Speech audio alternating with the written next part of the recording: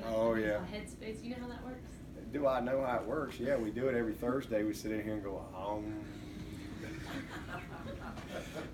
Yeah, Milt gets in here, and I swear it's the funniest thing. This is when I knew we were going to smash NC State. Is we came in here, and Milt's doing Headspace on Team Thursday, moment with Milt, and I give him like 5 or 7 minutes every Thursday.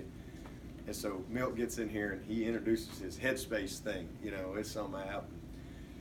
You're just basically chilling for 3 minutes, and but and there's just some guy, and he's got that weird voice, and he's talking to you, and and everybody in the room, we're supposed to have our eyes closed and our hands on our and you feel your feet into the floor and your body, your weight into the seat, and you just drift away, and your mind.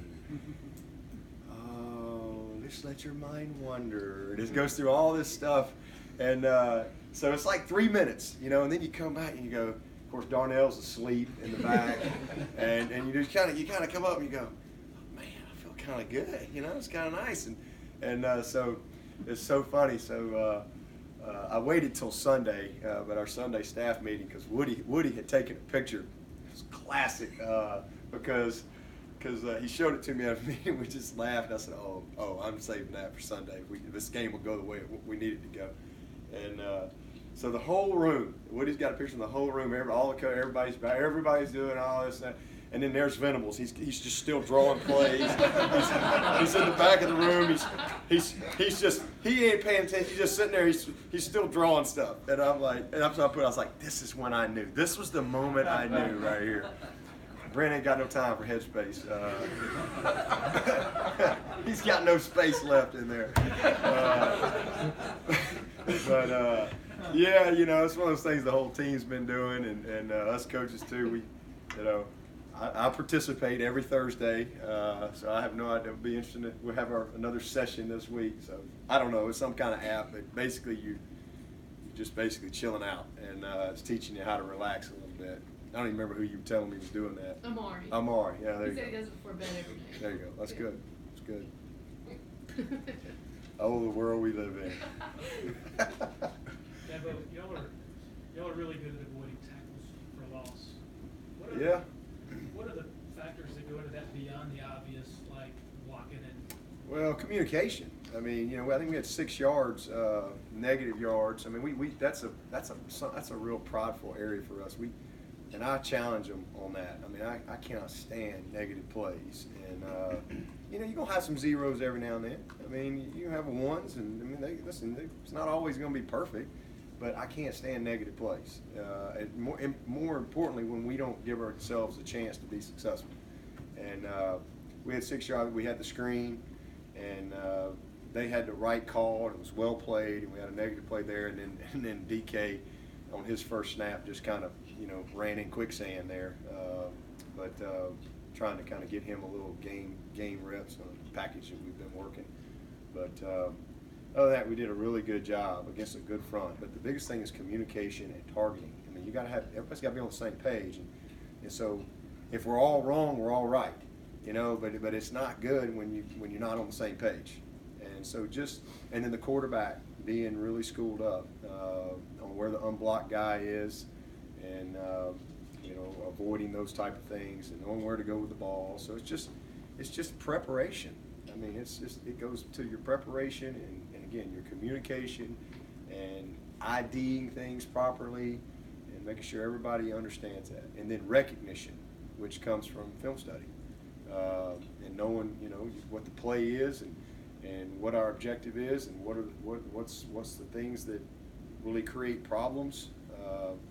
The recognition of the stunts and twists and the pressures, the coverage, alignments, all these tips and things that you get through film study and through prep each week.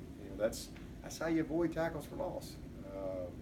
And then you got to have good players. You got to have pride in getting your job done. So that's really nothing more than that. But if you're not on the same page, then you're going to have a bunch of tackles for loss. Dabo, over the last 3 games, Trevor starts. What areas have you seen him improve in the most, and it stands out most to you? Just the recognition, first of all, and running the football, appropriately, the decision making, and we've challenged him in that. As I told y'all earlier, back in the spring, that was the one thing I went, whoa, this guy can run. But it was a little more him fighting for his life, and so because he wasn't as in command of everything, and so and then here comes Cleveland, next thing, and he's like, okay, I better go, and then he's running away from him. So I was pretty impressed with that part of his game this spring, and now he's very confident. He's very much in command of what's going on, and early on, he's staying in the pocket too long. They're playing coverage, they're dropping 8, they're playing 2-man, and I mean, he's got run lanes, but he's so confident in his arm and his guys, and he's sitting there, waiting to make the perfect throw on tight coverage and a lot of coverage, as opposed to it's 2nd and 7, and let's go make it 3rd and 2 or 3rd and 1. And so just being a little more opportunistic in when he needs to run the ball, not on called runs, but when he needs to run the ball in the passing game. And so he's really come a long way from there. But just his total command of our protections and his recognition. I mean, this kid has seen a lot, man. I mean, just to survive on our practice field is a challenge. All right, that's a real challenge because our offense gets. I mean, they face. You name it, we see it. Every front that you can think of, every coverage that you can think of, we see it on our practice field. And then the fact that he's played 8 games, he's just in a different place mentally. He's very comfortable with the recognition part, and that's he's been changing protections and resetting things, and then just the game within the game, manipulating the snap count, creating movement in the defense, so we can get some tips and then he can process things a little quicker. He's done great. I mean, this kid's a freshman, and he's playing, like a veteran player out there. And he is a veteran now. He's not a freshman anymore. He's played 8 games. So just his confidence, his demeanor, I think his leadership. With hey, he's the guy, and he's asserted himself that way. So it's been good. He's grown in a lot of ways. Coach, you've had 3 straight blowouts. How difficult is it managing the risk versus reward, knowing when Trevor's played enough and when it's time to get Chase in there?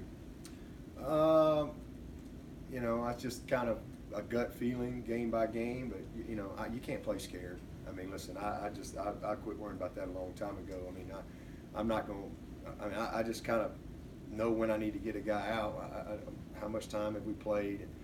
He didn't play much in the second half. I think maybe that second touchdown to Amari, and that was it. And then I got to get Chase plenty of time. I got to get him, and he's played. How about Chase? I mean, this kid is every time he goes in there, we just go right down the field, and he's the same way. He processes it. He sees it. He knows where to go with the ball. He's had another, he's a redshirt freshman. He's had a little more time, but he's just got to get a little more confident running the ball. It's like he's because he can run, but he should have scored on the option the other day. But he just same thing. It kind of looked like that first play of the Syracuse game. Then when he stumbled and bumbled out there, but he's done awesome. So just trying to get him plenty of opportunities so we can be prepared, to get him in there to play. But I think the biggest thing is there's things we need to work on. We've got certain objectives, and you get in a situation like last week, probably not going to run him very much. So we'll protect him from that standpoint, but we still need him to have to make decisions and kind of operate and just kind of be in the flow of the game a little bit more. But it's been good. He's in a good place. Yeah, but you guys are tied for number 1 in scoring defense. Just what is it about every year? It seems like Brent puts together a defense that is right there near the top. Well, we got great coaches and great players that are committed, and that's really the bottom line. It's a good combination. When you have great coaches And Brent is awesome. I mean, he just does such a wonderful job. And then, you know, you throw in Todd and Ski and Mickey and Mike and all of our support guys that support them. I mean, we've got a great staff that do a good job of giving our guys a chance to be successful. But the rest of it's all about the players. I mean, we got good players that believe in what we do and are super committed and prepare the right way. And that's why we've been so consistent.